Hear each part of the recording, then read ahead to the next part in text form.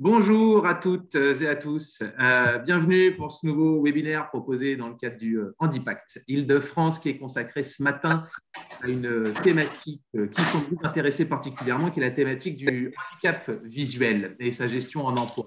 Très rapidement, un petit préambule. Je vous demanderai, si vous en êtes d'accord, de bien vouloir couper chacun et chacune vos caméras et vos micros. Non pas qu'on a la volonté chic, mais ça sera plus simple pour tout le monde puisque vous êtes quasiment 130 inscrits ce matin. Vous n'arrêtez pas d'arriver au webinaire. Donc voilà, compte tenu du nombre de participants, c'est plus pratique et agréable pour tout le monde si vous voulez bien éteindre vos caméras et vos micros. Pour autant, n'hésitez pas, puisqu'on va se donner du temps pendant ce webinaire pour échanger autant que possible avec vous, participants à ce webinaire. Donc, n'hésitez pas à faire part de vos remarques, à poser vos questions dans l'onglet discussion que vous voyez sur vos écrans. Donc, dans l'onglet discussion, envoyez-le. Vous pouvez partager vos remarques et vos questions que nous partagerons du coup avec nos intervenants du jour. Petit rappel encore une fois, merci à chacune et à chacun de bien vouloir couper vos micros et vos caméras pour le moment et pendant la durée du webinaire. Merci à vous. Je rentre dans le détail et première chose, pourquoi on a voulu, dans le cadre du Handipact Île-de-France, vous proposer ce webinaire. Alors, vous le connaissez pour la plupart maintenant, les modalités de ces événements proposés par le Handipact. On se donne 1h30 ce matin, 1h30 pour pouvoir échanger ensemble ou en tout cas partager ensemble plusieurs notions relatives au handicap visuel et à ces typologies de handicap spécifiques. On va revenir un peu dans le détail, mais dans un temps contraint, sur les grandes connaissances à partager et à maîtriser lorsqu'on parle de handicap visuel, de quoi on parle concrètement, lorsqu'on parle de handicap visuel, et puis aussi pouvoir profiter des interventions de nos témoins ce matin pour partager avec vous des pratiques et des bonnes pratiques, disons-le, en matière de gestion du handicap en emploi et en particulier dans le cadre de la fonction publique. Concrètement, ce que nous vous proposons ce matin, c'est le programme suivant. On a la chance d'accueillir 3 intervenants ce matin. Ils vont pouvoir partager. Excusez-moi, si vous pouvez, les uns et les autres, pensez à bien couper vos micros et vos caméras, s'il vous plaît. Ça sera plus agréable pour tout le monde. Merci encore. Donc, je le disais, on va profiter aujourd'hui de l'intervention de plusieurs personnes. Et d'abord, Philippe Tavares, qui est ergonome au sein du CESIA. CESIA qui est un prestataire d'appui spécifique spécialisé dans la gestion du handicap visuel. Bonjour Philippe, est-ce que vous nous entendez bien? Est-ce que vous êtes bien avec nous? Bonjour, je suis toujours avec vous. Bonjour et merci beaucoup de votre présence avec nous ce matin. Je vous repasse la parole dans une petite minute. J'accueille également Nathalie Denizet qui, elle, est responsable du département ESA, expertise spécifique et accessibilité, un programme, à Pôle emploi. Et Nathalie Denizet qui va pouvoir, dans le cadre de ce webinaire, nous partager son retour d'expérience en tant que sur la question de la gestion du handicap en emploi auprès des agents de Pôle emploi et va pouvoir partager avec nous les bonnes pratiques de Pôle emploi. Bonjour Madame Denizet, est-ce que vous êtes également avec nous? Je suis bien avec vous. Bonjour et merci beaucoup de votre présence.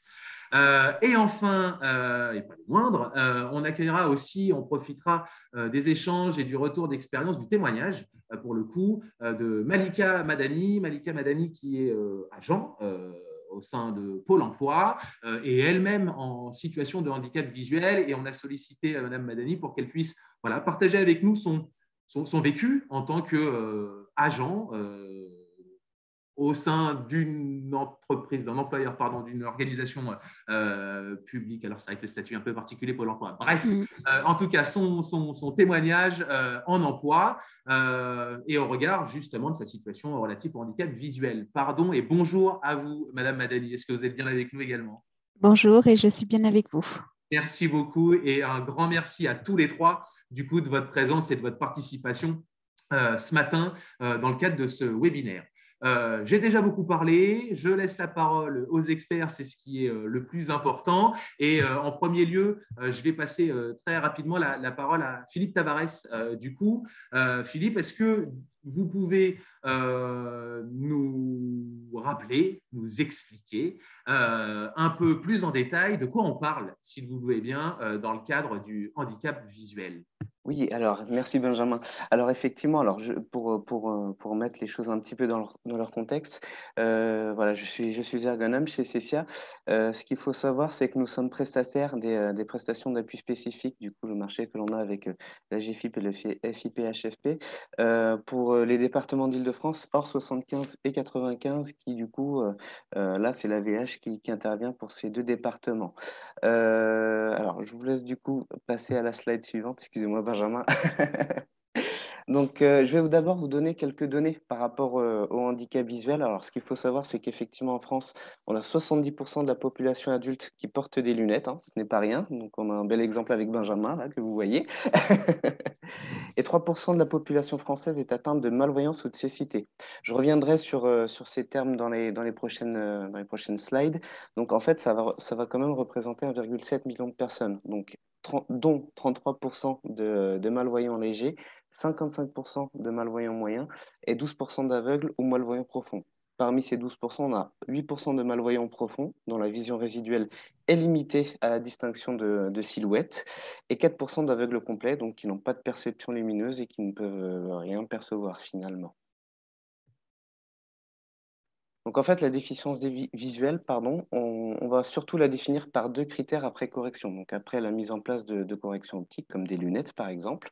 Donc on va d'abord mesurer tout ce qui est acuité visuelle, hein, qui est l'aptitude que possède un œil pour apprécier les détails. Donc on va par exemple parler des détails pour des traits du visage ou alors pour certaines nuances de couleurs ou pour voir même certains caractères sur un document papier.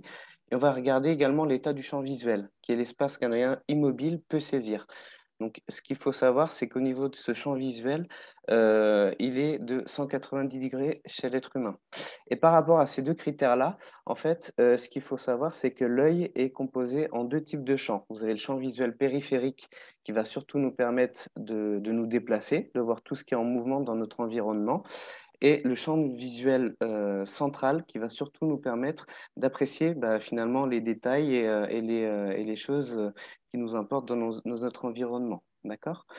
On va donc distinguer les personnes aveugles atteintes de cécité, donc, dont l'acuité visuelle corrigée est inférieure ou égale à 1/20, parce on va mesurer l'acuité visuelle en dixième et en vingtième, dont le champ visuel est inférieur à 10 degrés, et les personnes malvoyantes, dont l'acuité visuelle du meilleur œil corrigé est comprise entre 4 dixièmes et 1 dixième, dont le champ visuel est inférieur à 20 degrés, et qui peuvent également avoir d'autres pathologies, comme tout ce qui est en lien avec la photosensibilité, donc ce qui peut, si vous voulez, ces personnes qui sont rapidement éblouies par certaines sources lumineuses.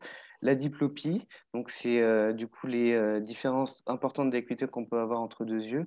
De nystagmus, c'est des mouvements, des saccades involontaires des yeux, des difficultés à fixer un point.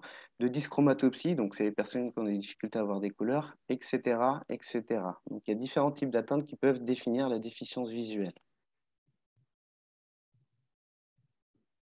Donc pour vous reparler, hein, je vous ai parlé un petit peu en préambule de notre département. Donc on est composé de 4 ergonomes et psychologues du travail. Donc il y a Virginie Pillot qui est notre responsable, moi-même au milieu du coup, Christelle Césarine et Laetitia qui ont la double casquette d'ergonome et psychologue du travail. Et nous intervenons tous les quatre dans le cadre de ce marché-là. Donc, on intervient également avec l'appui d'un réseau de professionnels spécialisés en basse vision. Donc, on a des experts techniques de compensation. Donc, ça, c'est pour tout ce qui est outils et solutions que l'on peut proposer aux bénéficiaires. Donc, que ce soit pour de la basse vision générale ou des solutions braille et vocales. On intervient également avec des experts en technologie informatique et logicielle. Donc là, c'est plus des personnes qui sont expertes techniques, donc tout ce qui est difficulté, par exemple, en lien avec l'accessibilité d'un logiciel sur un environnement de travail, par exemple. On a des collègues qui interviennent pour faire des audits d'accessibilité, des développements de scripts pour rendre les logiciels adaptés, pour adapter du coup les logiciels aux logiciels métiers mis en place. On a également des formateurs qui interviennent pour former les personnes aux logiciels adaptés sur leur environnement de travail. On travaille également avec des experts en technique de compensation optique, dont notamment des opticiens spécialisés en basse vision, avec des instructeurs de locomotion qui, eux, sont du coup, des professionnels spécialisés qui vont du coup permettre aux personnes de sécuriser leurs déplacements, que ce soit les déplacements domicile-travail ou bien au sein même d'une structure. Des instructeurs en AVJ, qu'on appelle du coup chez nous des AVJistes, pour autonomie de la vie journalière, qui du coup, eux, vont aider les personnes à mettre en place des stratégies pour tout ce qui est tâches ménagères, cuisine, soins, etc. etc. Donc en fait, pour les deux instructeurs, ils vont surtout faire le point sur la situation visuelle de la personne et en fonction des tâches données, que ce soit des déplacements ou même pour des tâches de ménage ou de cuisine ou autre, vont essayer de trouver des stratégies pour permettre aux personnes de compenser leur perte visuelle et permettre de réaliser les différentes tâches associées. Donc nous, ce qu'on va prendre en compte, c'est vraiment l'accessibilité, que ce soit sur le poste de travail, donc que ce soit les accès à proprement dit, les déplacements dans les locaux, les déplacements domicile-travail, la mobilité professionnelle, les espaces partagés, par exemple typiquement une personne qui souhaite se rendre par exemple au self pour manger le midi. Donc on a par exemple des instructeurs en locomotion qui vont du coup les aider à pouvoir se repérer et se déplacer dans les locaux de l'entreprise. On va prendre également en compte l'accessibilité au poste de travail, aux tâches associées.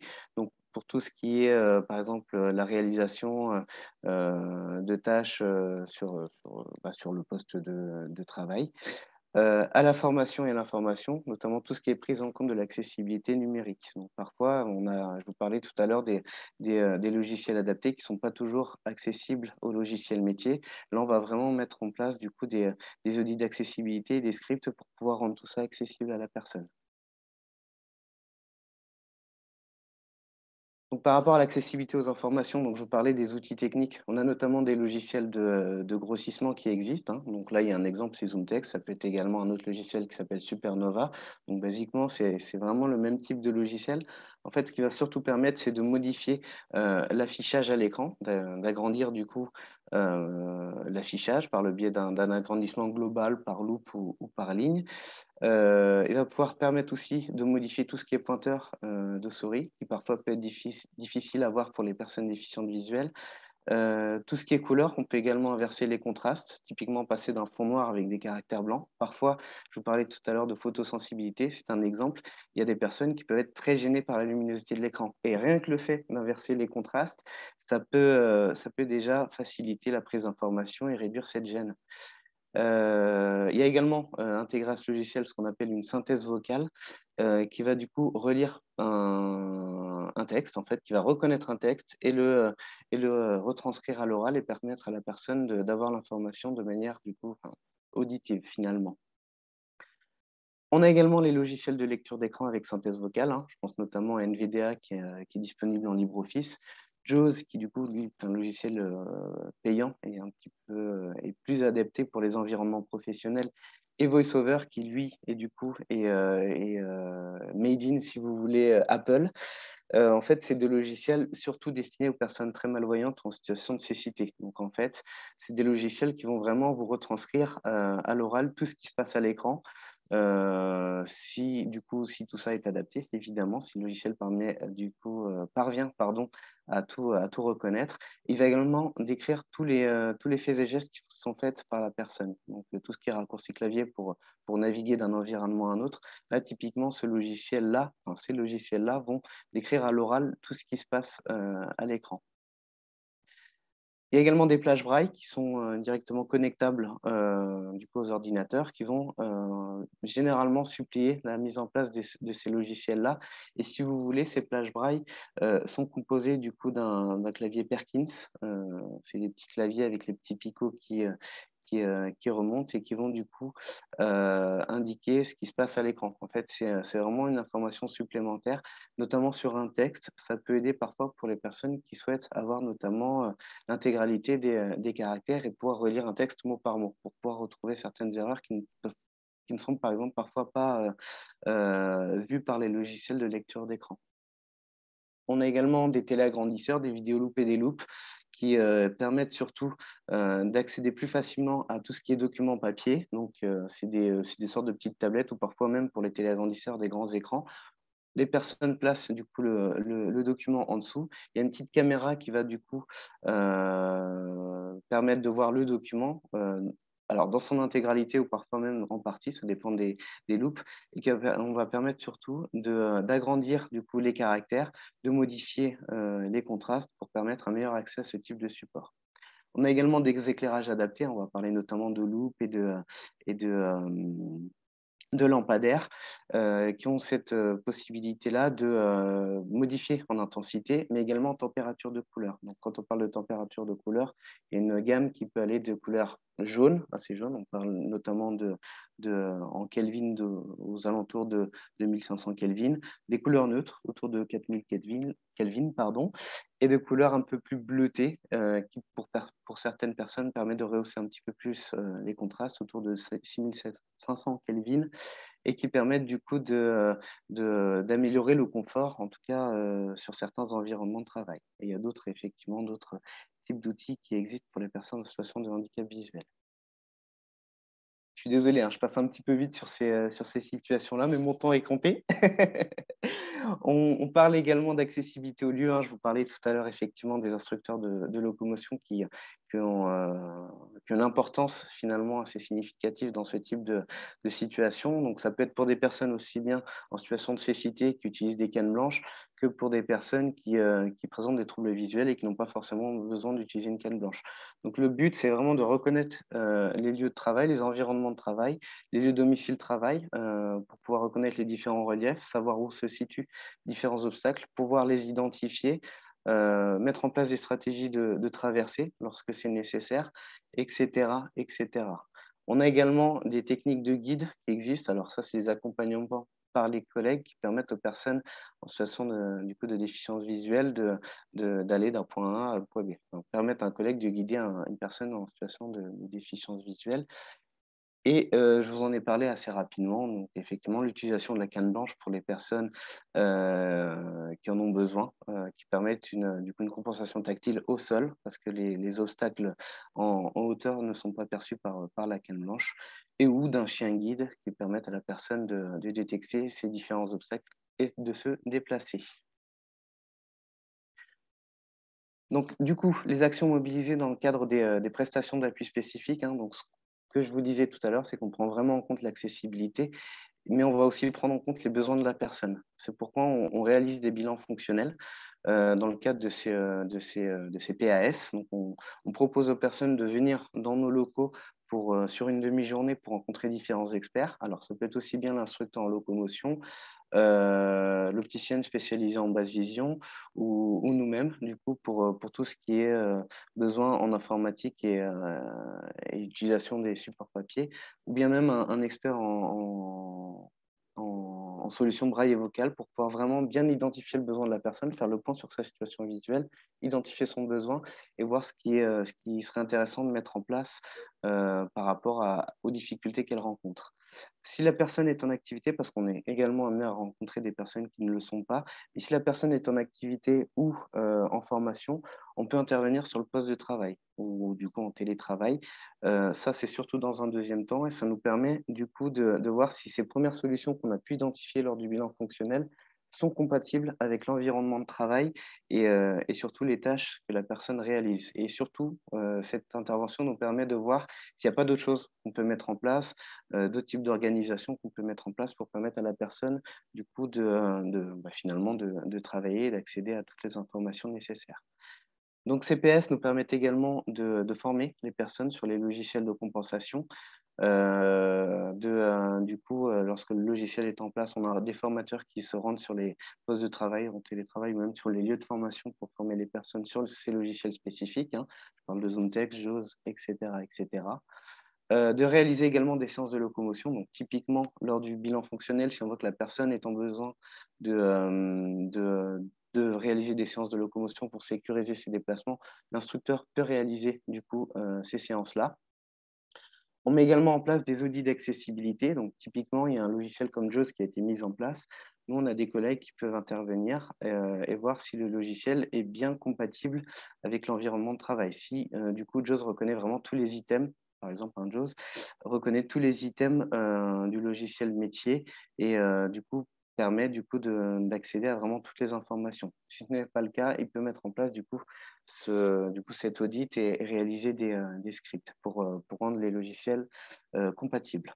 On réalise également des sensibilisations au collectif de travail. Donc, typiquement, si une personne intègre une équipe ou alors si parfois il y a des difficultés à communiquer avec cette personne en lien avec son handicap visuel, on peut tout à fait mettre en place ce type de sensibilisation généralement que l'on construit avec la personne bénéficiaire et ensuite du coup, on réalise auprès du collectif de travail.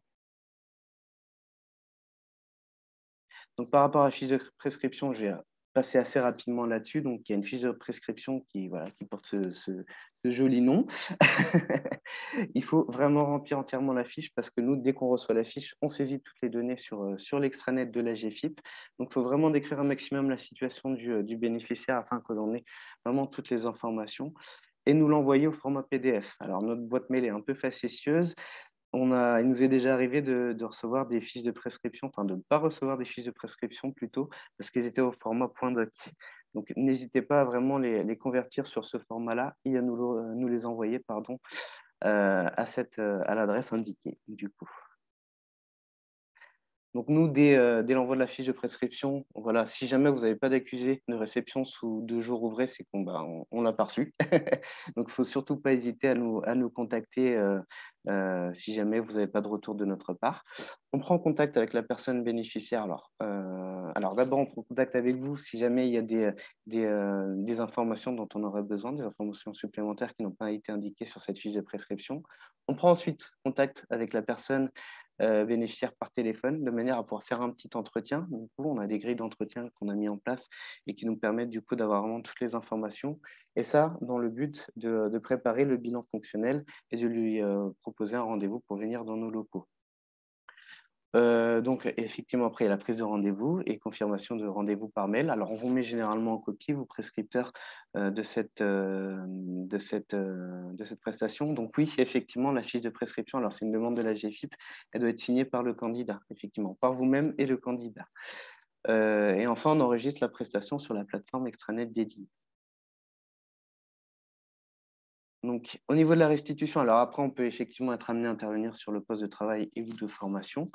On a pour habitude de réaliser une réunion de restitution orale avec les différents acteurs de la prestation. Bon, ce n'était pas trop le cas ces 2 dernières années à cause du Covid, mais on essaie de faire des points des points d'étape de manière à pouvoir échanger avec le contact entreprise et du coup le prescripteur pour pouvoir du coup expliquer où est-ce qu'on en est et quelles seront du coup les prochaines étapes. On rédige. Alors, on triche un petit peu, hein, du coup. Alors, je réponds aux questions qui sont sur le côté, hein, excusez-moi. Donc, il y a une personne qui nous demande si on mentionne du coup l'accord sans sa signature est suffisant. Alors, nous, on triche un petit peu, hein, pour être honnête avec vous.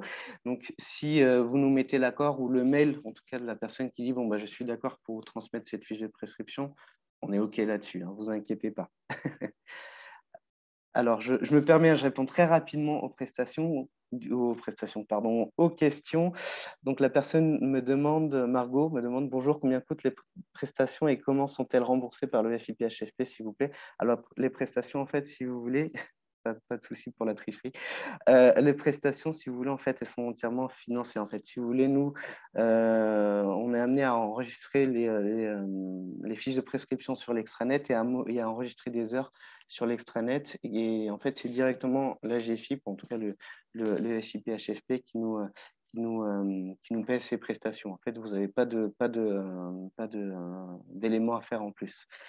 Ah, vous avez toujours le son, c'est bon? Vous m'entendez toujours? Oui? Merci Benjamin. Alors, je vais essayer d'aller un petit peu plus super, merci. Je vais essayer de terminer sur cette slide parce que je pense que je vais bientôt déborder. Donc, pour en terminer sur la slide précédente, donc, nous, on envoie la fiche de restitution à la personne bénéficiaire pour validation dans un premier temps. Et dès qu'on a son accord, on vous la transmet à vous du coup prescripteur et du coup contact en entreprise. Donc on a un suivi effectivement de l'extranet. Donc on enregistre les heures qui sont effectuées au fur et à mesure de l'avancement des prestations ou des modules, des différents modules qui sont mis en place. Donc ça nous permet finalement de justifier du coup, le travail qui est réalisé et du coup d'être payé. On est amené également en interne à avoir des éléments statistiques mensuels qui nous permettent du coup d'avoir un suivi assez précis sur chaque prestation et on réalise des points d'équipe assez régulièrement en interne pour faire le point sur du coup les différentes situations et les différents points bloquants. Alors non, on ne fait pas de formation en braille pour le coup. On peut être amené à former les personnes sur des plages braille, mais on ne réalise pas de formation braille. Et enfin, du coup, quand on clôture les prestations, on rajoute les fiches de restitution sur la plateforme extranet. Alors aujourd'hui, on imprime toujours les fiches, mais on essaie de se calmer un petit peu parce que c'est pas super pour l'environnement. Donc, on va être amené du coup à de moins en moins imprimer les fiches de restitution.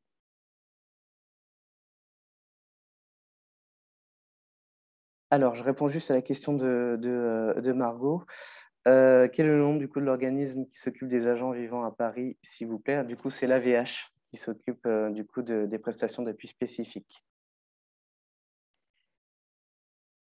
Et du coup, là, voilà, vous avez du coup nos coordonnées. Alors, il y a Mireille qui nous pose une petite question, qui n'a pas compris qui était le prescripteur. Donc, en fait, le prescripteur, c'est aussi bien du coup, alors je ne sais pas si Benjamin voulait rebondir là-dessus. Je vous en prie, mais effectivement, alors d'abord, un grand merci à vous, Philippe. Quelle performance! Vous tenez les Merci. délais, très précis, vous faites les questions, les réponses, c'est parfait. Et plus sérieusement, donc, merci beaucoup pour ces précisions. Merci à nos invités, nos participants aussi de poser ces questions-là. N'hésitez pas, du coup, à les poser. Je vous rappelle, alors je suis allé un peu vite aussi, on prévoit, rassurez-vous, un peu de temps et Philippe a bien relevé le challenge du coup d'être concis pour pouvoir aussi se donner du temps en fin de webinaire aux alentours de 10h30, 10h40 pour si des questions n'ont pas été abordées ou des réponses n'ont pas été apportées lors des présentations, on reviendra et on se garde du temps aussi pour partager avec nos témoins. Merci beaucoup encore une fois à Philippe pour toutes ces Merci à vous. précisions. On ne manquera pas certainement d'avoir d'autres questions dans l'heure qui vient à vous poser. Effectivement, sur la question de la prescription, alors je vais aller simplement et rapidement. Vous pouvez retrouver sur le site du Handipact Île-de-France, notamment tout le catalogue des acteurs dans lequel vous retrouverez les précisions et les coordonnées des prestataires d'appui spécifiques, quelle que soit la typologie de handicap, et évidemment concernant le handicap visuel, donc AVH et CCA. Prescripteur, oui, en tant qu'employeur, notamment si vous êtes en situation de conventionnement avec le FIPHFP. Donc, n'hésitez pas. Et vraiment, ce qui nous a semblé important aussi de rappeler, et ce sur quoi on souhaitait insister avec vous ce matin, et je crois que Philippe, vous l'avez bien souligné, faire seul, c'est pas une bonne idée, c'est pas une bonne solution. Vous-même, spécialisé, ergonome, vous ne faites pas seul. C'est quand même bien ce que vous nous avez rappelé. Vous pouvez vous appuyer Exactement. sur des expertises. Ce sur quoi je veux insister en vous disant ça, c'est ces prestations d'appui spécifiques, notamment spécifiques relatives au handicap visuel. Elles sont à votre disposition. N'hésitez pas à solliciter ces prestataires. N'hésitez pas à prendre attache auprès d'eux pour une question, une demande d'information, une demande d'intervention. Voilà, je le dis peut-être à votre place, Philippe, vous m'arrêtez si je dis des Non, bêtises, c'est mais très bien. c'est véritablement aussi l'enjeu pour nous que de vous faire intervenir aussi ce matin. Alors, ça aurait pu être AVH, hein, pas de Exactement, exactement. favoritisme particulier. Comme on l'a dit aussi, le financement est assuré par le FIP et la GFIP. Donc, l'enjeu n'est pas là. L'enjeu, c'est vraiment de pouvoir multiplier ces contacts-là et puis profiter de ces outils et ces expertises qui sont à votre disposition, vous, employeurs publics, et certainement, vous, employeurs publics, qui n'êtes pas des experts et des spécialistes de cette typologie de handicap comme d'autres. Donc, faites appel aux experts, si j'ose dire. Transition presque toute trouvée, parce que je voudrais passer la parole désormais à Nathalie Denizet. Alors j'espère que vous nous entendez toujours, Nathalie, et que votre micro est ouvert. J'avoue que j'ai été un peu coercitif et que et que j'ai tout fermé. Bonjour à vous, Nathalie. Est-ce que je peux vous demander, là aussi, si vous le voulez bien, d'ouvrir votre caméra également, alors ce qui était compliqué et pas possible pour Philippe, pour des raisons techniques. Merci à vous, Nathalie, pour certains, parfois la lecture labiale et comme ça aussi favoriser. Bonjour à vous, Madame Denizet, et un grand merci d'être présente avec nous ce matin pour partager avec nous l'expérience, presque l'expertise aussi, je me permets de le dire, de Pôle emploi sur cette question de la gestion du handicap visuel. Voilà, je vous passe la parole tout de suite, puisque je crois que vous avez plein de choses à nous dire sur ce qu'a mis en place Pôle emploi et comment agit Pôle emploi en tant qu'employeur, peut-être pas que, mais surtout et d'abord en tant qu'employeur, pour gérer ce handicap visuel. Et encore une fois, un grand merci à vous de vous être rendu disponible pour nous ce matin. Je vous en prie, avec plaisir.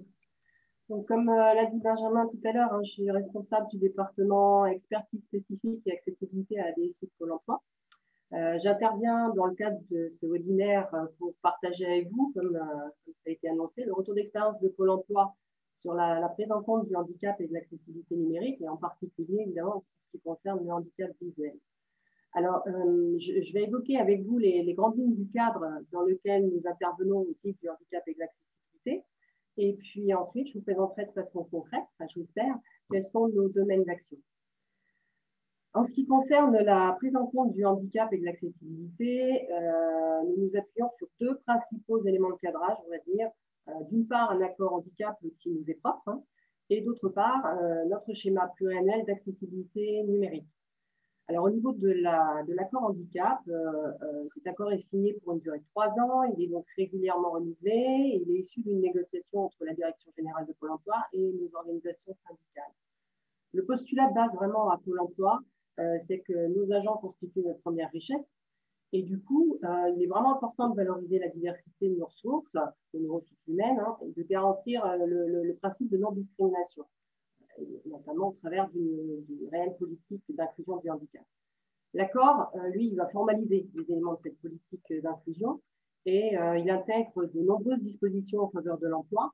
Pour n'en citer quelques-unes, par exemple, pour le recrutement, tous nos postes sont ouverts aux personnes handicapées. Les services RH prévoient les aménagements qui sont nécessaires en termes d'accessibilité aux locaux, de matériel à mettre à disposition, de sorte que les candidats en situation de handicap puissent participer au processus de recrutement. On favorise également le recrutement de stagiaires et d'alternants handicapés qu'on a chez nous parfois plusieurs mois, plusieurs années. Par exemple, dans mon département, à l'heure actuelle, on a deux alternants en situation de handicap. Pour ce qui est du maintien dans l'emploi, nous avons une politique de prévention des risques professionnels liés au handicap, donc les RPS, les risques psychosociaux bien sûr, mais aussi tout ce qui est risque de désadaptation et de désinsertion. Donc ça se base sur une analyse, on va dire, objective des limitations dues au handicap. Et cette analyse est faite par le médecin du travail. L'idée étant de trouver des solutions de compensation, alors aussi bien sur le plan matériel et logiciel, et là je parle notamment d'aménagement de poste, et j'aurai l'occasion d'y revenir dans un instant, qu'en ce qui concerne l'organisation du travail, donc l'aménagement des conditions de travail, notamment l'accès au télétravail, qui est évidemment de plus en plus offert. Dans tous les cas, je dirais que le but, c'est vraiment de développer l'autonomie des agents en situation de handicap et de leur donner les moyens de faire vraiment ce but.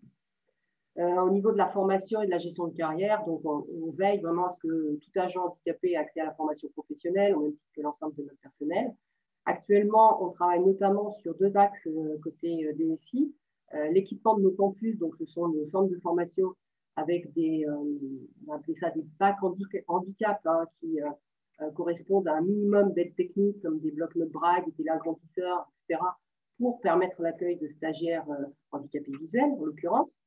Et puis, on travaille sur un autre sujet qui est la mise en accessibilité des supports de formation et notamment les e-learning. On sait que c'est vraiment une difficulté, et notamment pour les personnes en situation de déficience visuelle. Au-delà de ça, évidemment, on propose des formations spécifiques qui visent à faciliter l'insertion professionnelle et personnelle, notamment l'utilisation d'un chien guide pour une personne non-voyante. À l'heure actuelle, pour information, pour vous donner quelques chiffres, on a à peu près 4800 agents en situation de handicap à Pôle emploi, ce qui représente un taux d'emploi direct de 9,55%, donc on dépasse largement l'obligation d'emploi de 6%, et on engage des moyens financiers qui sont quand même relativement importants pour l'exécution de cet accord. sachant qu'on s'appuie également sur la convention dont on dispose avec le FIP, puisqu'il y a un cofinancement des actions qu'on engage avec le FIP. En ce qui concerne notre schéma pluriannuel d'accessibilité numérique, donc, lui s'inscrit complètement dans les orientations d'une part du projet stratégique de Pôle emploi, qui vise notamment à faciliter l'accès à nos services pour l'ensemble des demandeurs d'emploi, sachant qu'on porte une attention particulière aux publics en difficulté. Et parmi ces publics, il y a évidemment les personnes en situation de handicap. Et puis, ce schéma, il s'inscrit aussi complètement dans notre feuille de route RSE, donc la responsabilité sociétale des entreprises, sachant que le premier axe de cette feuille de route, c'est de proposer des services 100% accessibles et inclusifs. Voilà. Donc, dans le cadre de schéma pluriannuel, on a des objectifs en termes de résultats, savoir rendre nos services et nos informations accessibles. Donc, pour ça, il nous faut réaliser des audits. J'y reviendrai aussi dans quelques instants. Il nous faut mettre nos produits en conformité. Il nous faut veiller à ce que les contributions, donc les contenus éditoriaux qui sont sur nos sites ou les documents bureautiques que nous manipulons, tout ça soit accessible. Et donc, pour atteindre ces objectifs, on a pris en interne un certain nombre d'engagements en termes de formation et d'outillage. Le but étant de développer la culture de l'accessibilité en interne auprès de nos personnels, et notamment la DSI, pour produire justement des outils qui sont accessibles. Merci beaucoup, Nathalie. Je me permets juste de vous interrompre une petite seconde. Je sais que ce n'est pas évident et simple. Est-ce que vous auriez la possibilité soit de vous rapprocher un peu du micro ou pas forcément de parler plus fort, parce que c'est très évident. Voilà, on a quelques retours nous disant que le son est plus compliqué. Je vous en prie. Est-ce que c'est mieux comme ça? Moi, ça me semble mieux. Bon, on va essayer alors. Merci à vous, merci. Je vous en prie. Alors, de façon très concrète, notre premier domaine d'intervention, ça concerne l'aménagement de l'environnement de travail informatique de nos agents. Donc, côté DSI, on a plusieurs axes de travail qu'on utilise, je vais dire, à la carte, en fonction du handicap de l'agent et de ses besoins.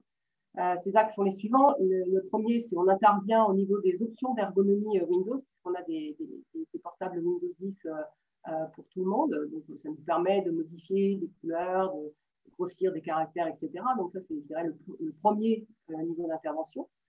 Ensuite, on fournit des aides techniques matérielles, des plages braille, des scanners portatifs, des blocs-notes braille pour les agents non-voyants, des téléagrandisseurs, des loupes, des claviers gros caractères pour les agents malvoyants et bien d'autres. On installe aussi des aides techniques logicielles. Tout à l'heure, Philippe parlait de lecteurs d'écran. Donc, en l'occurrence, chez Pôle emploi, nous utilisons NVDA. On a aussi un logiciel d'agrandissement de caractères qui s'appelle Supernova.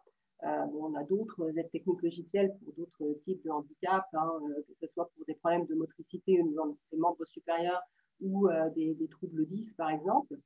Et puis, on peut également doter nos agents d'applications spécifiques. Je pense en particulier au softphone.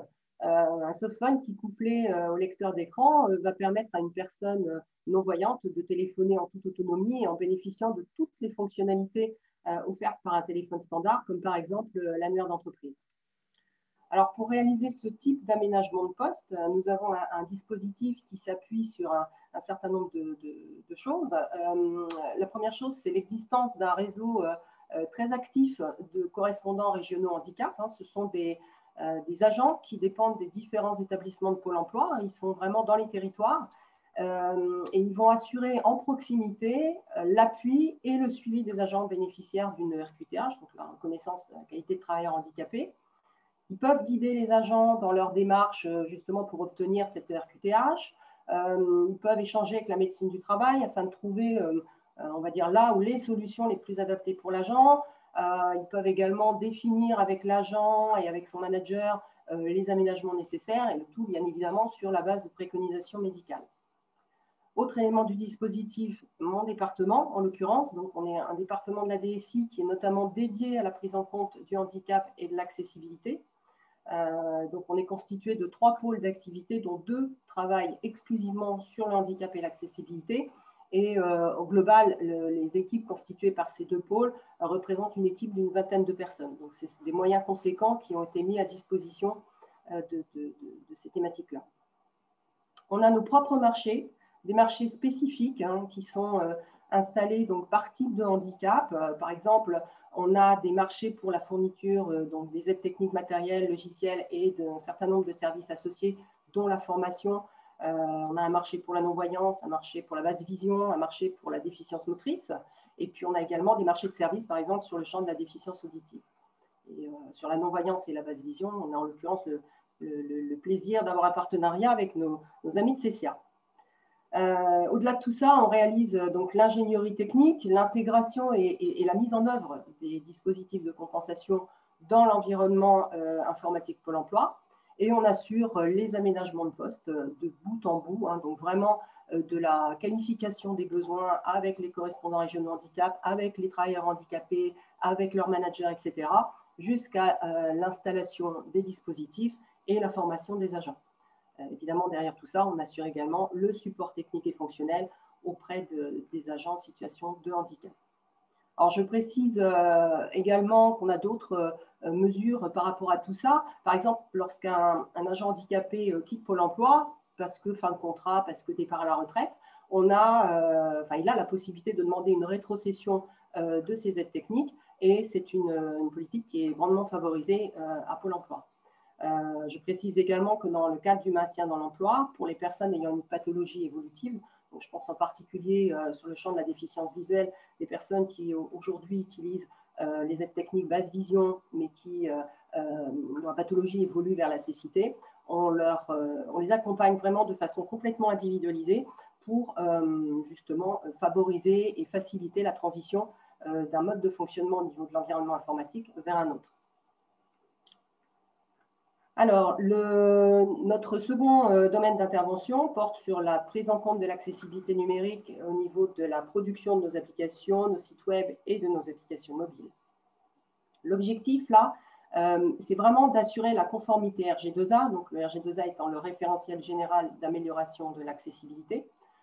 Donc, assurer cette conformité et l'utilisabilité au bénéfice à la fois des usagers et des agents Pôle emploi.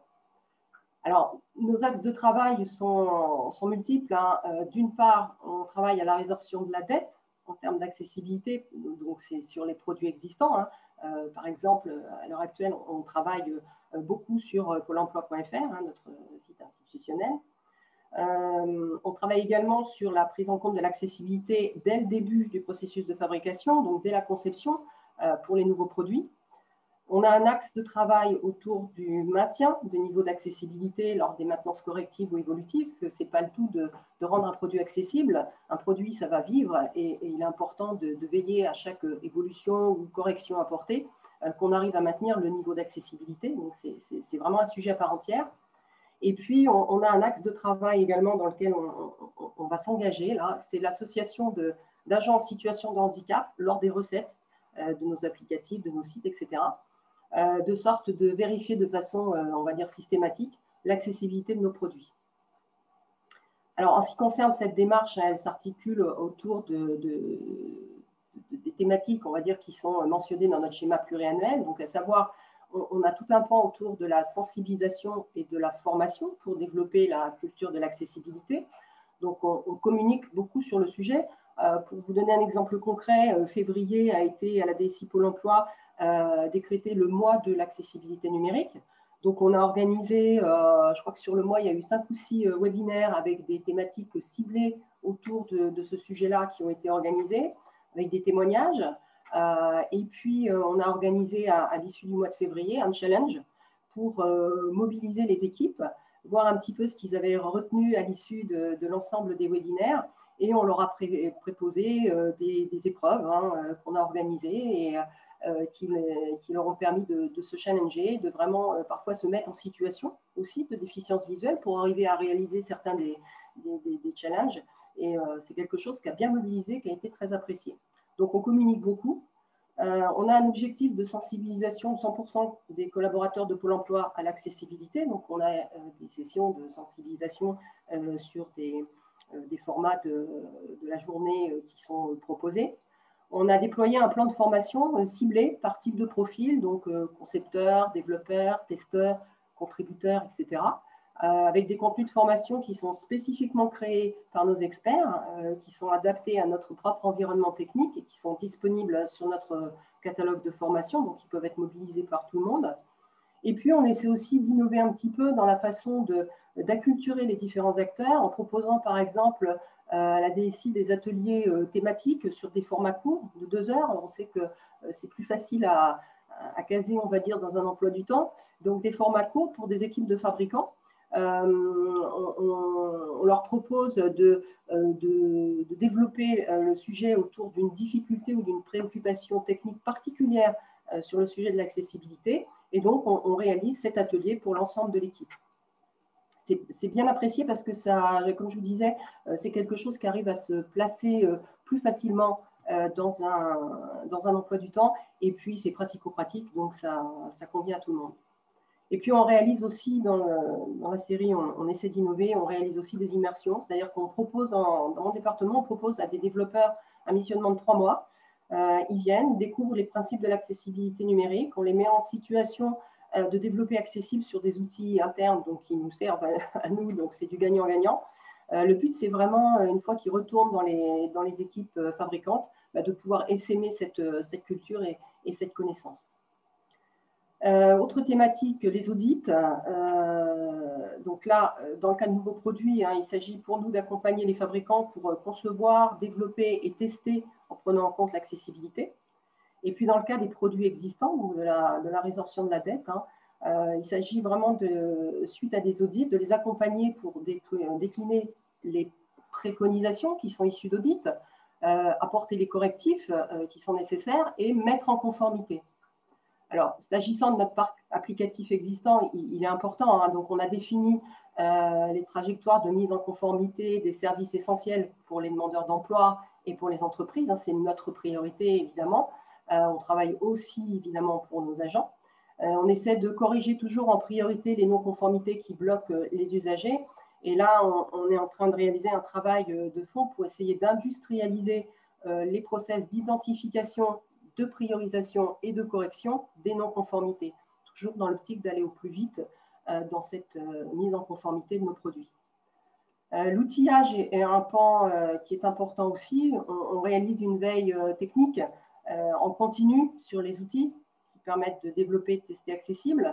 Et on a pour projet, on va dire, d'essayer de développer un outil interne pour essayer de regrouper toutes les automatisations qui existent déjà dans différents outils du marché, parce qu'il y a pléthore de choses qui existent, mais c'est compliqué de façon très pratique dans les équipes fabricantes d'aller mobiliser tel outil, tel autre, etc. Donc, on voudrait essayer de faire quelque chose de plus intégré, de plus pratique et donc de plus facilement mobilisable. Et puis, toujours dans la catégorie outils, on va dire, on développe des composants accessibles qui sont donc mutualisables et qui sont disponibles pour l'ensemble de nos équipes pour fabriquer des services numériques accessibles.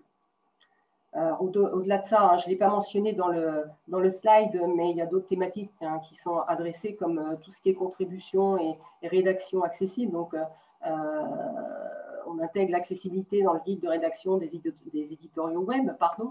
On essaie de rendre l'ensemble de nos courriers dématérialisés accessibles. Donc, c'est vraiment des axes sur lesquels on travaille. Et puis, il y a aussi un travail qui est réalisé du côté de nos acheteurs pour veiller à l'insertion de clauses spécifiques d'accessibilité dans nos marchés. Alors, le troisième domaine d'intervention concerne la réalisation d'adaptations associées aux aides techniques, donc les scripts que Philippe évoquait tout à l'heure. L'objectif ici, c'est d'optimiser l'utilisabilité des sites, des applications, des pages web au bénéfice des agents pour l'emploi. Donc là, on ne parle plus des usagers, puisqu'en fait, c'est quelque chose qui est réalisé complètement lié à l'aide technique dont dispose la personne. Alors, évidemment, à Pôle emploi, par exemple, pour les personnes non-voyantes, c'est NVDA. Donc, on réalise des scripts NVDA. Pour le public qui pourrait utiliser d'autres types de lecteurs d'écran, ça serait forcément beaucoup plus compliqué.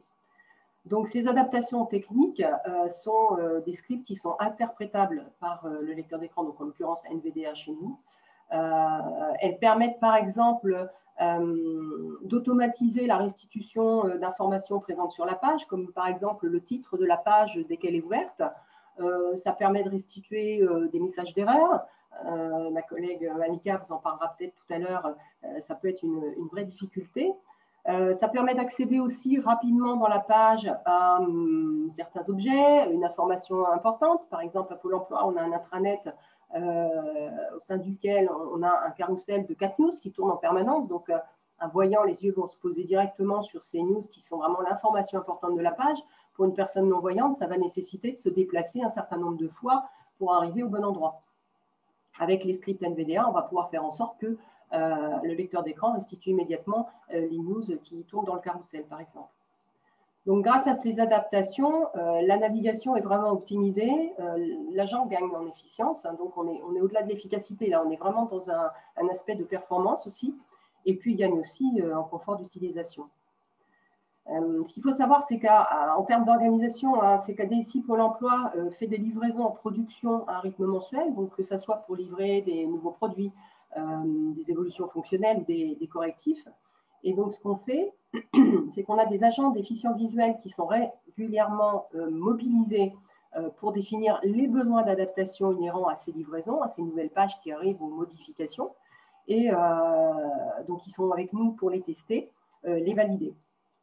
Et j'en profite donc pour préciser que nous avons dans notre département une collaboratrice en situation de handicap visuel qui contribue activement au fonctionnement de ce dispositif. Donc, c'est Malika que vous entendrez dans quelques instants, qui accompagne les agents déficients visuels de Pôle emploi, donc soit une petite trentaine.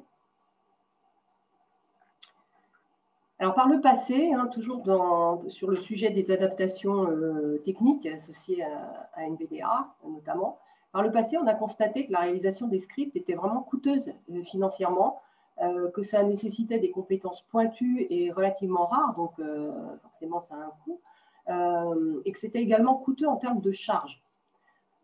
Or, on avait l'ambition un petit peu folle, entre guillemets, de pouvoir mettre à disposition des agents non-voyants les adaptations nécessaires de façon synchrone avec les livraisons des SI, et donc le temps nécessaire au développement de ces scripts nous posait un réel problème.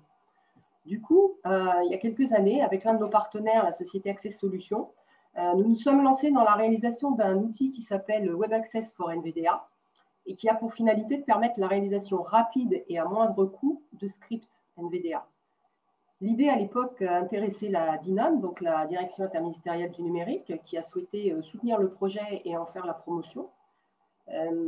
Ça a aussi beaucoup intéressé le FIPHFP, qui a contribué financièrement dans le cadre d'une convention accessibilité numérique qui a été signée avec Pôle emploi.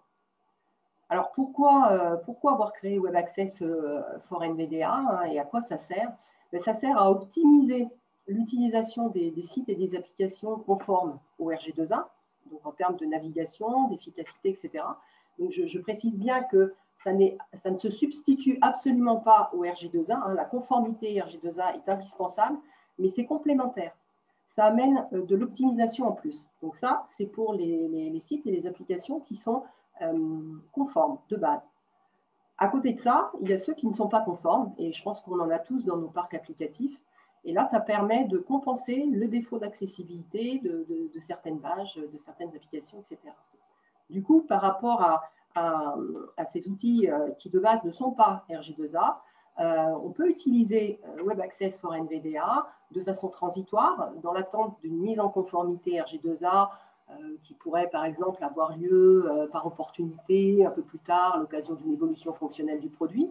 Et ça peut aussi être utilisé pour rendre accessibles des applicatifs vieillissants qui souvent ne sont pas conformes au RG2A et qui, n'ayant plus vocation à évoluer, en général, les DSI n'investissent pas dedans pour ce qui est de la mise en conformité.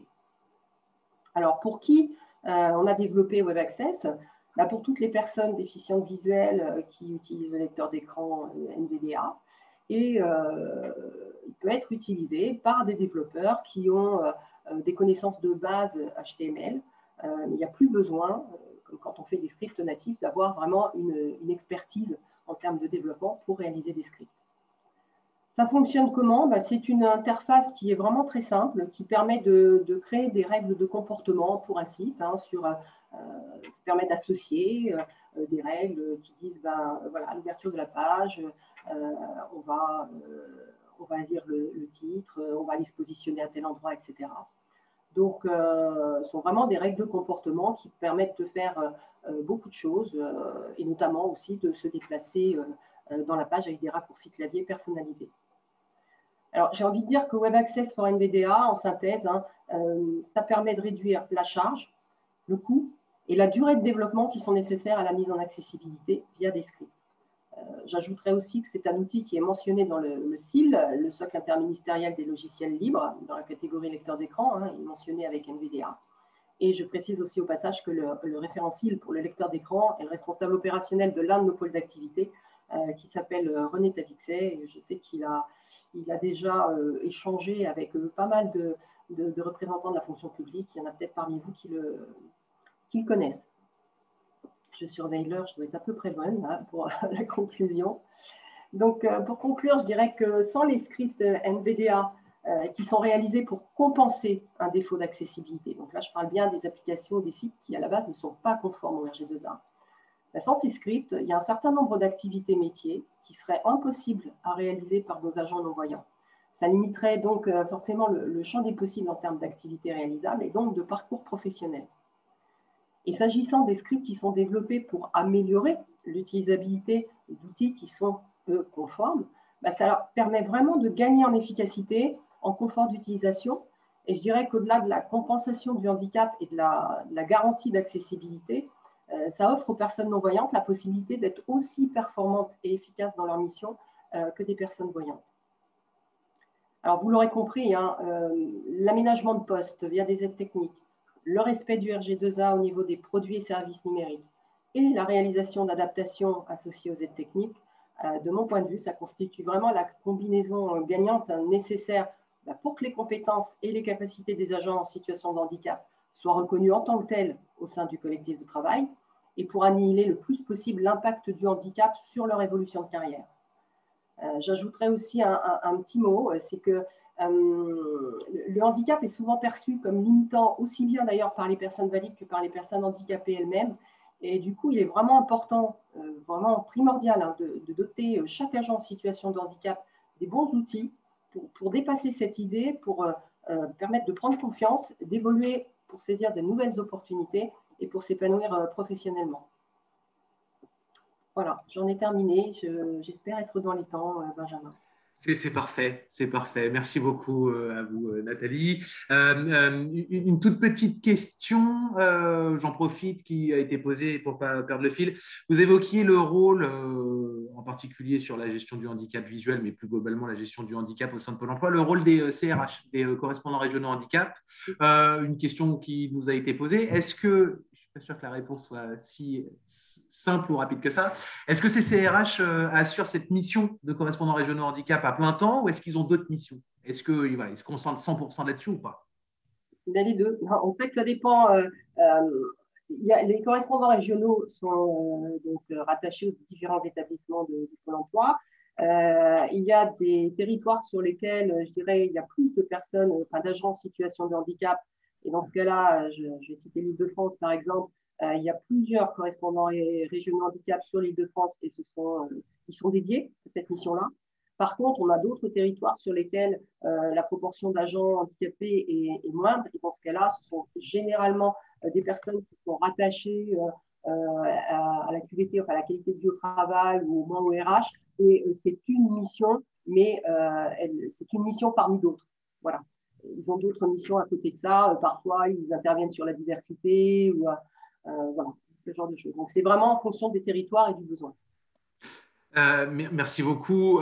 Je me permets de résumer, mais alors d'abord, je vous remercier parce que vous avez déjà là aussi fait une belle performance. On voit que c'est un sujet qui est très large, qui peut être complexe, qui peut être technique, mais qui n'est pas que ça et qui demande aussi une vraie structuration et une implication de plein d'acteurs. Bref, je retiendrai quelques éléments, outre ceux que vous avez sur lesquels vous avez insisté, d'importance des aménagements, d'importance de l'accessibilité. Dans votre intervention, moi j'ai noté que c'est important de prendre en considération cette question de l'accessibilité et de la prise en compte du handicap et notamment visuel dès le début, là, voilà, quand on crée un applicatif, voilà, faire résorber la dette, comme vous le disiez, c'est jamais bon, ou en tout cas, il est préférable de ne pas partir avec une dette et d'essayer de réfléchir ça le plus en amont possible, première chose. Et ça passe là aussi, vous l'avez souligné d'un trait, dans les politiques d'achat de Pôle emploi, et notamment d'insérer des clauses aussi qui permettent de s'assurer que dès le début et dans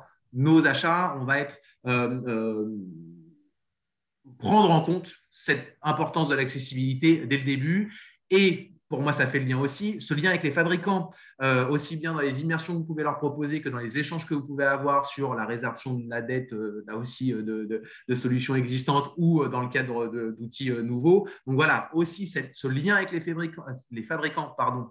Je vais le dire, arrêtez-moi si je dis des bêtises, mais ne pas hésiter à aussi les challenger eux-mêmes sur vos propres environnements, sur vos propres attentes, et en ayant cette volonté d'une meilleure prise en compte de la notion d'accessibilité, notamment pour les collaborateurs en situation de handicap visuel. Et puis, je terminerai aussi par l'importance de la communication, de la sensibilisation, et j'allais dire au long cours, et presque au quotidien, si je peux le dire comme ça. Voilà, informer, communiquer, sensibiliser, rappeler à l'ensemble, je crois que vous l'avez évoqué là aussi, l'objectif c'est de sensibiliser 100% des collaborateurs de Pôle emploi, qui sont plus de 50 000, hein, je le rappelle pour ceux qui ne le sauraient pas, donc ce n'est pas un mince objectif.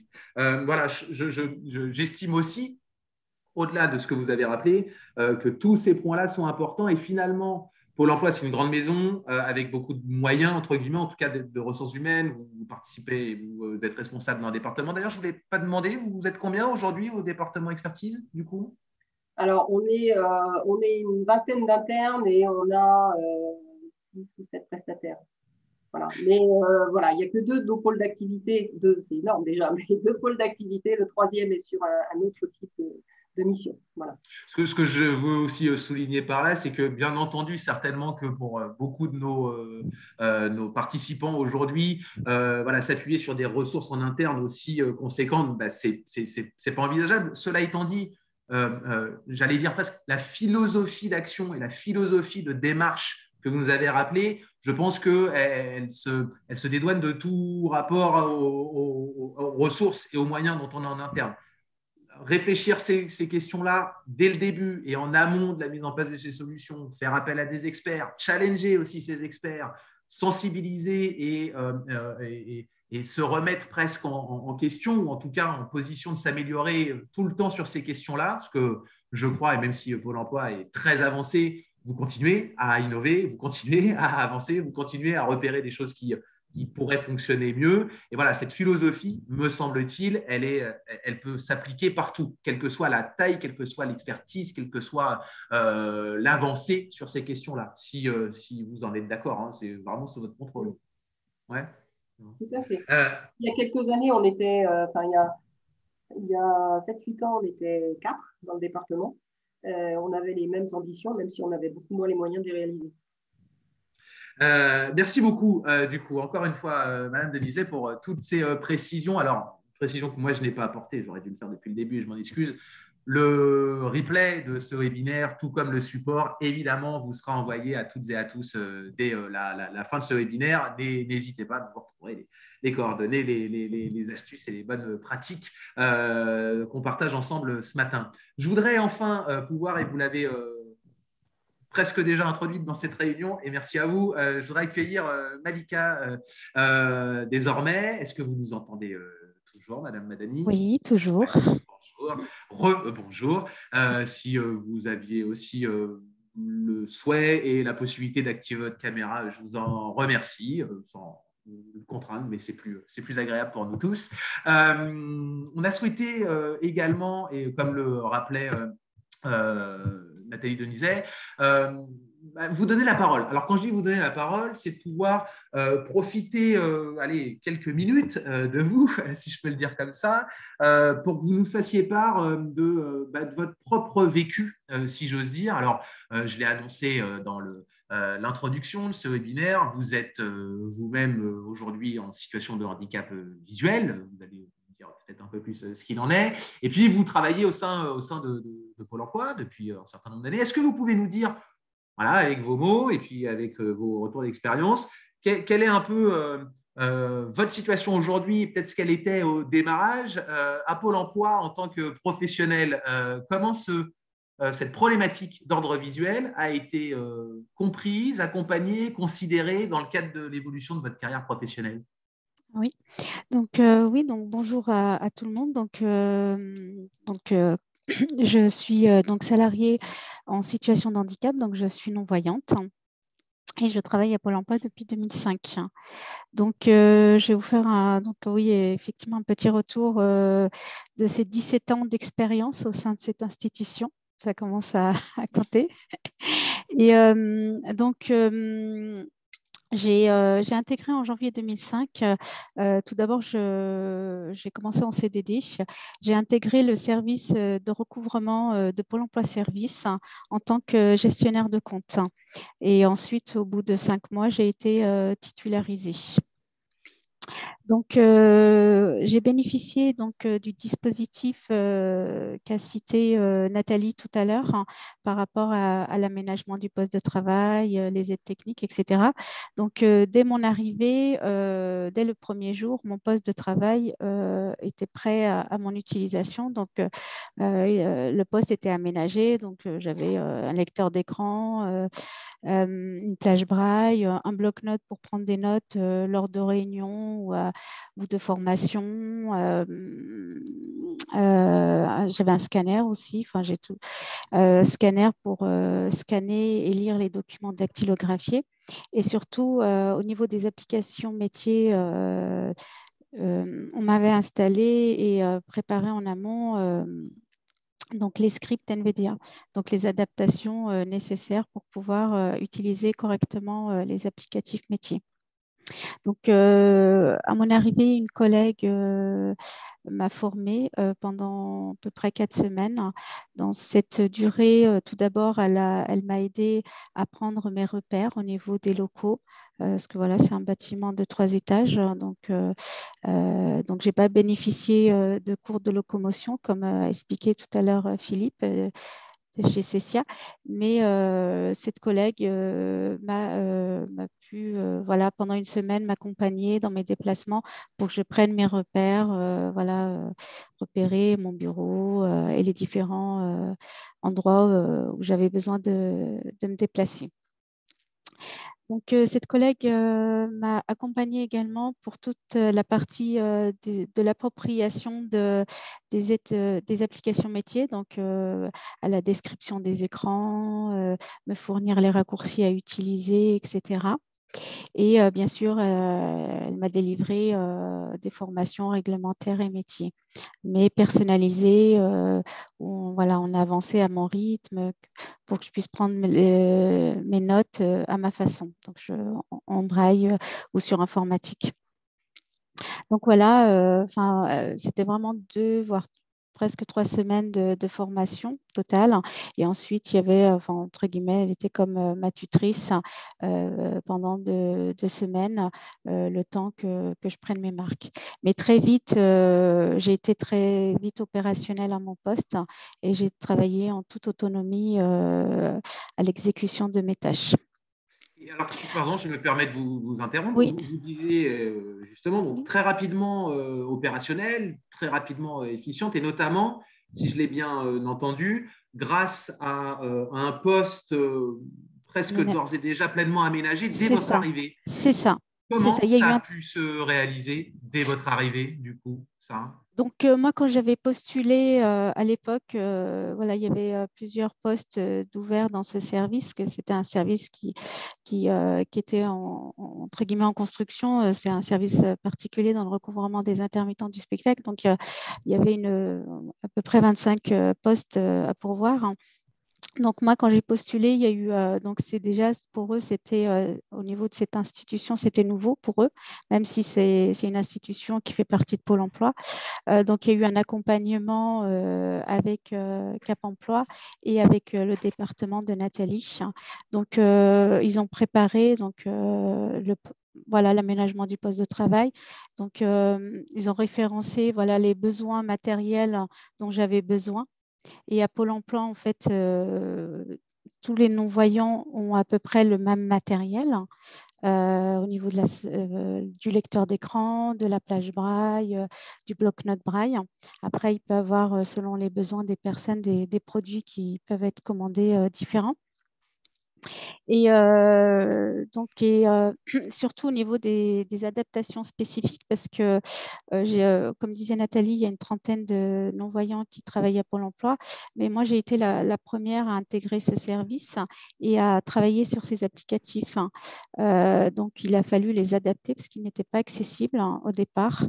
Donc, grâce à l'équipe d'accessibilité, ils ont élaboré les scripts et la personne justement qui a été là pour mon accompagnement au début, elle a participé au recettage à Nantes, parce que voilà, le siège informatique est à Nantes de Pôle emploi, et on l'a formée justement sur ces scripts pour qu'elle puisse bien m'accompagner lors de mes formations. Je voudrais profiter de ce que oui, parce que c'est là aussi un point qui a été évoqué par Nathalie Denizet juste avant, et pour bien comprendre et pour bien le faire comprendre à nos participants. C'est-à-dire qu'aujourd'hui, au-delà de vos fonctions premières, j'allais le dire comme ça, chez Pôle emploi, vous participez également à l'évolution des outils, à l'évolution des solutions proposées aux personnes en situation de handicap visuel.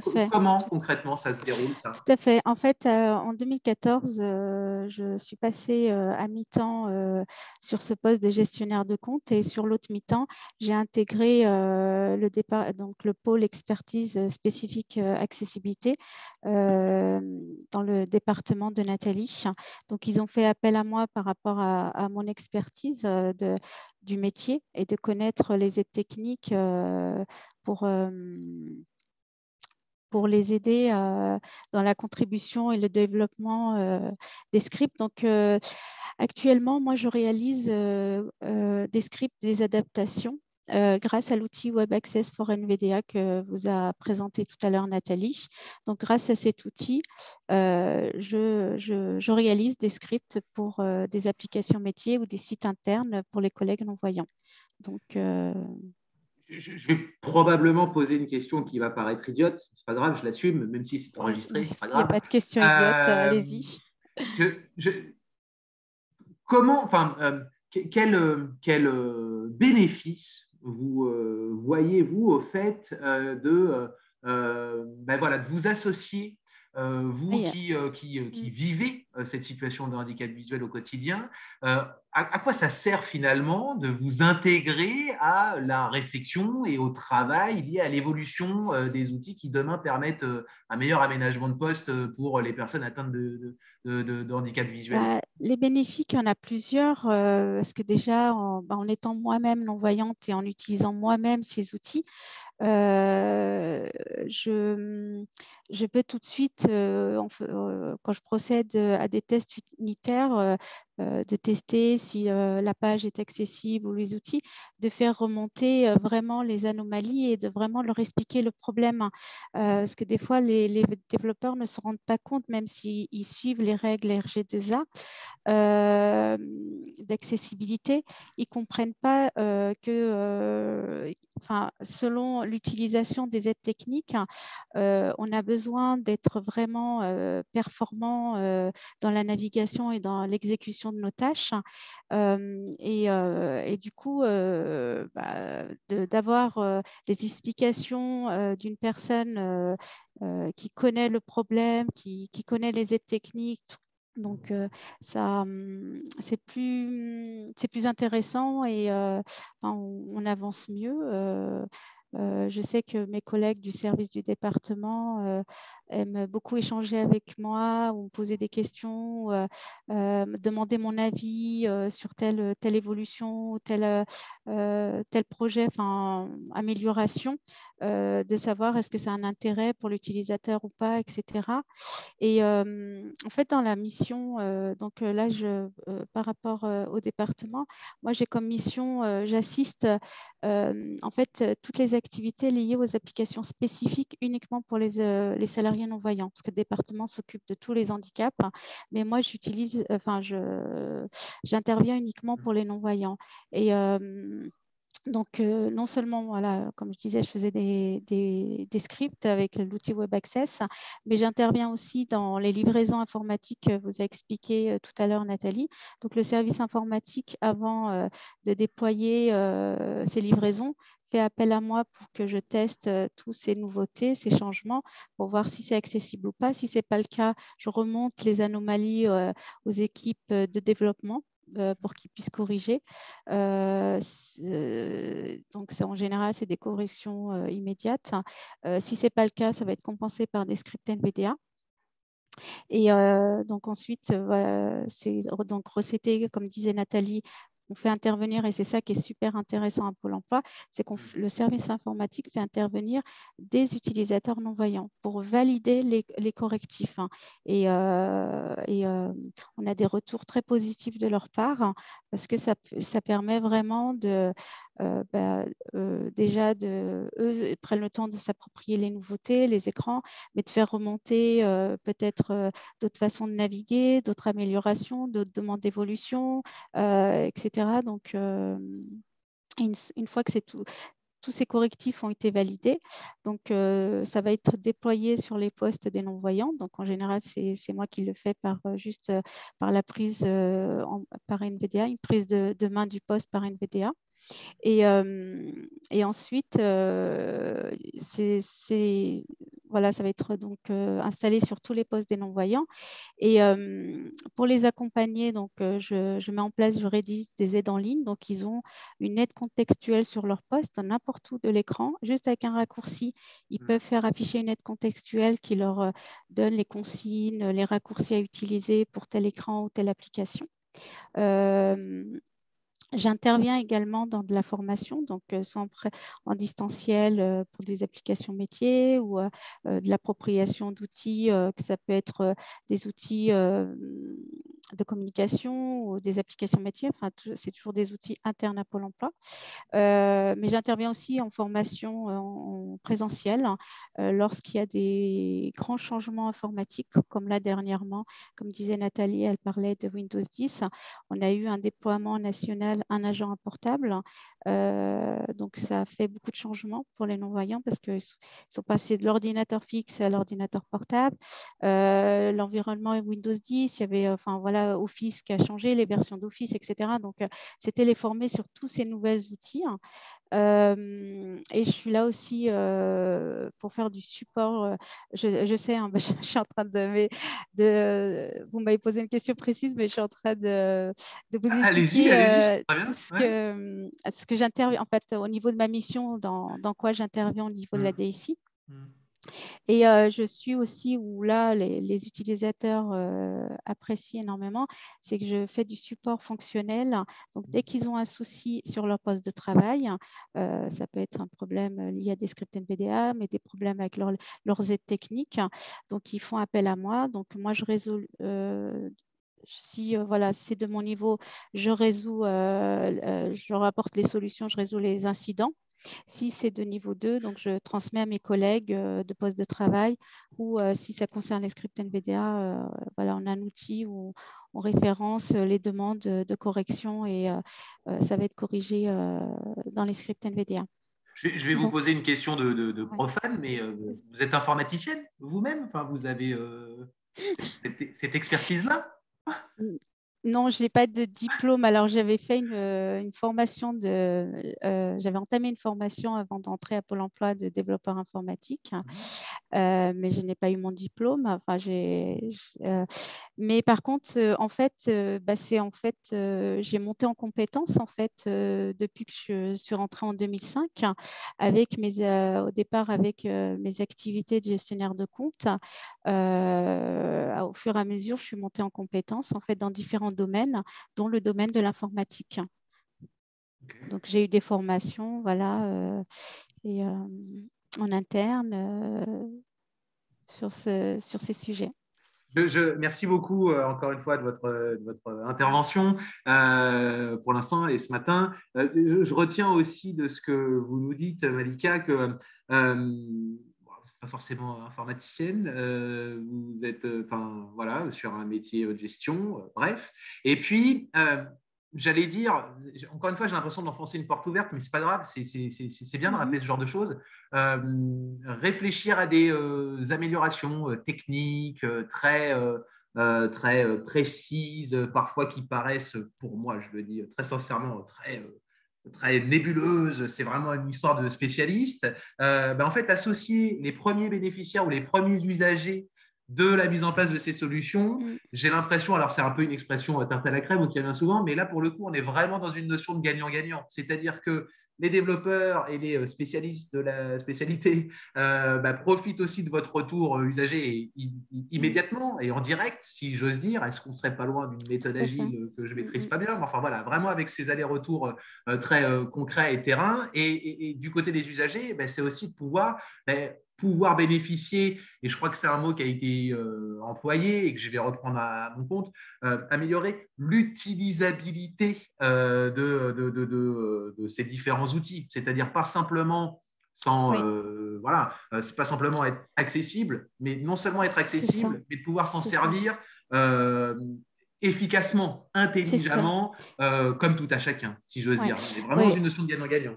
C'est ça. Si je voulais juste rajouter, effectivement, je confirme tout à fait ce que vous venez de dire. Pour moi, en entreprise, en tant que salarié en situation de handicap visuel, c'est essentiel, même si les applications, les sites Internet et applications métiers sont accessibles en respectant les règles RG2A, c'est essentiel d'avoir d'avoir les scripts NVDA qui sont là, comme disait Nathalie, complémentaires, mais ils sont aussi importants que l'accessibilité des sites parce que ça permet vraiment, c'est ces scripts-là qui permettent vraiment, si j'ai pu être performante et efficace dans mon travail, c'est vraiment grâce à ces scripts parce qu'ils permettent vraiment de naviguer plus facilement, plus rapidement. Donc du coup, parce que sans script, ce serait vraiment très difficile et laborieux. Et du coup, ça prendrait du temps. Et c'est du temps qu'on n'a pas en entreprise.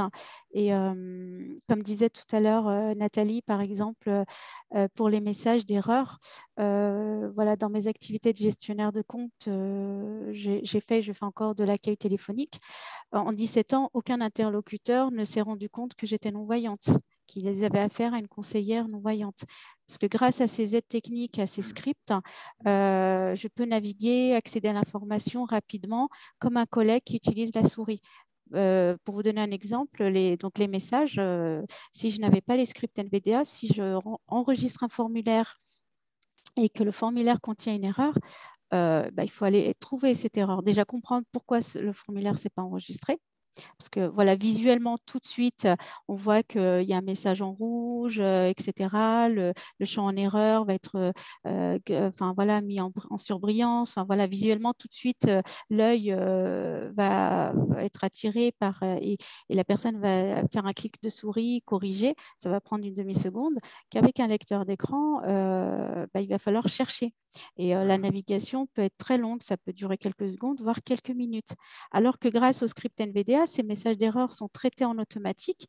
Donc, du coup, dès que le formulaire est enregistré avec une erreur, la synthèse vocale annonce vocalement le message, le lit. Donc, du coup, c'est beaucoup plus rapide pour pouvoir aller corriger et valider son formulaire. Donc, c'est vraiment, ces scripts apportent vraiment cette optimisation mais j'insiste vraiment pour les entreprises de vraiment en plus de tout ce qui est aménagement de poste de travail, l'accessibilité des applications, vraiment de porter de l'importance à ces scripts pour que la personne puisse vraiment évoluer dans son poste, être efficace et surtout avoir les possibilités d'évolution. Merci beaucoup pour ce retour d'expérience et la clarté de ces propos, véritablement. Alors, je vois que malheureusement, le temps file et nous est compté. Restez bien avec nous quand même, Malika et Nathalie et Philippe. Alors, je regardais aussi quelles pouvaient être les remarques, les interventions, les questions de nos participants. Elles ne sont pas aussi nombreuses que ça. Néanmoins, alors j'en ai quelques-unes en fait à vous poser et je vais me permettre de vous les partager. Peut-être une première à vous, Nathalie Denizet, très pragmatique, très terre à terre. Je suis référent handicap. J'ai assisté ce matin à ce webinaire. J'ai entendu parler d'NVDA, NVDA, a priori pour l'emploi payé. qu'est-ce que je fais? Je vais sur Internet, je tape ça, je bascule et je passe la patate chaude à mon service informatique. J'appelle Nathalie Denizet. Voilà, concrètement, comment profiter aussi de ça? Bah, j'aurais tendance à dire, alors NVDA open source, mais pour autant, je pense que ça passe quand même par un service informatique qui va aider à mettre en place sur le poste de travail, dans l'environnement informatique de la structure auquel appartient cette personne-là. Je pense que ça, c'est la première chose à faire. Après, Web Access for NVDA, s'il y a un intérêt à faire des scripts derrière, et on l'a vu, c'est important. Tout ça, c'est au niveau du CIL, hein, du socle interministériel des logiciels libres. Donc, tous ces produits-là peuvent être trouvés par ce biais. Donc, il ne faut pas hésiter à aller consulter tous ces éléments. Mais encore une fois, je pense qu'il est bon d'avoir l'appui du service informatique par rapport au minimum d'intégration qu'on peut demander sur l'environnement de l'établissement auquel appartient la personne qui a posé la question. Et vous parliez tout à l'heure très justement de l'importance de la sensibilisation, du partage d'informations et de communication. Voilà, c'est aussi peut-être remonter auprès de ces services très techniciens et en tout cas informatiques l'existence de ces logiciels libres, notamment Web Access for NVDA, etc. Merci beaucoup Nathalie. Une petite question peut-être auprès de Philippe Tavares, si vous êtes encore avec nous, Philippe. Je rebondis sur une question qui nous a été posée tout à l'heure, mais peut-être que je vais essayer d'élargir. Alors, une question très précise. Voilà, dans le cadre de la sensibilisation à la notion de handicap visuel, est-ce qu'il existe, par exemple, des livres en braille très simples sur lesquels on peut s'appuyer pour peut-être sensibiliser un collectif de travail? Et je vais faire d'une question une deuxième. Plus généralement, lorsque, par exemple, dans le cadre des prestations d'appui spécifiques, vous pouvez intervenir à la sensibilisation autour de cette typologie de handicap, voilà, comment sensibiliser intelligemment? Alors, j'imagine qu'il n'y a pas qu'une seule réponse, mais voilà, sur la sensibilisation, qu'est-ce que vous pouvez être amené à développer comme type d'action? Oui, alors au niveau du coup des livres, alors c'est vrai que moi j'ai pas d'exemple précis. Alors il y a un exemple qui me vient en tête qui démontre du coup toute la complexité du braille, c'est par exemple le tome 1 d'Harry Potter. Il me semble qu'il fait 9 livres en braille. C'est juste énorme. Madame Madani, je sais pas si vous Oui, pouvez je me confirme. confirmer. Oui, je confirme. Mais c'est juste énorme. Donc, effectivement, alors pour le braille, c'est assez compliqué parce que parfois on a des personnes, alors je digresse un petit peu hein, volontairement, mais il y a des personnes qui perdent la vue au cours de leur vie, qui souhaitent apprendre le braille, et c'est très, très, très, très compliqué pour une personne adulte d'apprendre le braille parce que vous avez une nouvelle façon finalement de lire, une nouvelle façon du coup d'appréhender la lecture, et il y a aussi surtout un sens qu'il faut savoir développer, hein. Je pense que Madame Madani sera pourra mieux répondre à ça que moi.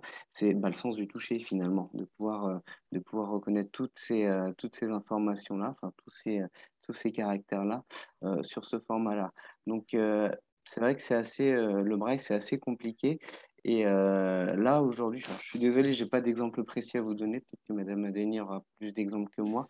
Mais c'est assez compliqué, du coup, le braille. Donc, Alors, moi, je n'ai pas d'exemple de livre, mais par contre, pour apprendre, moi, personnellement, j'ai perdu, ce que j'ai fait mes études et, et j'ai vu normalement, j'ai perdu à peu près la vue il y a 20 ans. ouais. Et donc, j'ai appris le braille par contre, en étant adulte. Et je suis passée par des associations comme la VH. Les associations de déficients visuels proposent des cours de braille. C'est gratuit en général, hein, ce n'est pas des cours payants. Mais c'est long comme apprentissage, effectivement, je confirme. Mais moi, par contre, je suis pas une grande brailliste parce que voilà, je l'ai appris tard. Mais par contre, pour moi, c'est essentiel en milieu professionnel, si c'est possible, de connaître le braille. Parce que pour être vraiment encore plus, je parle toujours d'efficacité, mais vraiment pour vraiment être transparent, je veux dire, vraiment travailler dans des bonnes conditions. Je trouve que le braille est complémentaire pour tout ce qui est lecture de chiffres. Moi qui ai travaillé dans un service de recouvrement, pour tout ce qui est chiffres, des sigles, par exemple un numéro SIRET, le braille, la synthèse vocale, des fois, quand on règle le débit, en général, on met un débit assez rapide. Je sais que moi, je préfère utiliser la synthèse vocale pour tout ce qui est lecture de mails, même naviguer sur les applications, mais dès qu'il faut communiquer une information par téléphone à un employeur, bah, je le fais en braille parce que là, il n'y a pas d'erreur possible. Exactement. Voilà. Mais Merci beaucoup. c'est toujours Pardon. possible d'apprendre le braille avec ces associations, en fait. Mais... Merci beaucoup pour ces interventions. Vous le savez, je regarde le temps précisément, il nous reste une petite minute très rapidement. Et je vais vous demander à tous les trois, pardon, ce n'était pas prévu, un exercice pas simple, d'un mot, en une minute, en tout. Quel pourrait être pour chacun et chacune d'entre vous le conseil ou le mot ou le message qu'il vous semble important prioritairement à faire passer auprès de nos participants ce matin sur la question de la gestion du handicap au travail. Voilà, quel conseil d'un mot vous donneriez? Qui se lance en premier? C'est pas facile. Je vais bien me lancer. Moi, je dirais que mettre en œuvre tous les moyens pour autonomiser. Pour moi, pour pratiquer les collègues en situation de handicap dans mon quotidien, je pense que la meilleure chose qu'on peut faire pour eux, c'est de leur donner les moyens d'être autonomes dans leurs activités. Je m'arrête là puisque c'était un mot, je n'irai pas plus loin. Merci beaucoup. Merci beaucoup. Madame Madani, Monsieur Tamares, de votre côté? Alors, je me lance, je dirais plutôt, alors c'est le premier mot qui me vient, mais je pense qu'on on en aurait plusieurs, ce serait aussi l'écoute, pouvoir écouter les besoins des personnes, les difficultés des personnes et surtout essayer de travailler, alors en un mot je dirais écoute, mais surtout essayer de travailler conjointement pour essayer du coup d'aménager finalement les situations et de les rendre accessibles. Donc je dirais plutôt écoute, après accessible, je laisse peut-être le mot Madame Madani. Ah, c'est parfait. Madame Madani, le mot de la fin vous revient et c'est parfait. Je dirais accessibilité. Pour un monde vraiment accessible, voilà, quand on a vu, il y a pas mal de moyens qui sont mis en œuvre pour favoriser l'accessibilité. Ça s'améliore avec le temps, mais malheureusement, les progrès, il y a encore des progrès à faire pour l'accessibilité, entre autres, par exemple, des formations en ligne, les documents, voilà, qui sont communiqués dans les sites, les PTT, les PowerPoint, etc., quoi. Voilà, donc encore plus d'accessibilité. Le message est entendu et passé, je l'espère. Merci beaucoup, sincèrement, à tous les trois pour votre participation ce matin. Merci à vous, Madame Denizet, Madame Madani, Monsieur Tavares.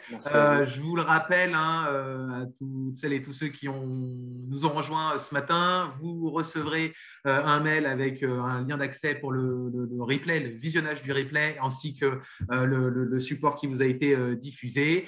Merci beaucoup, encore une fois, à tous les trois de votre participation. Je sais que le temps est compté. Je sais que je vous en ai demandé déjà beaucoup. Je me permets, et j'en arrêterai là, que vos interventions étaient très claires et très précises. Donc, vraiment, merci beaucoup à tous les trois et à chacune et à chacun participant ce matin. À très bientôt pour un de nos prochains événements. Merci, à bientôt. Merci beaucoup, à très bientôt. À vous. Au revoir. Au revoir. Au revoir. Au revoir.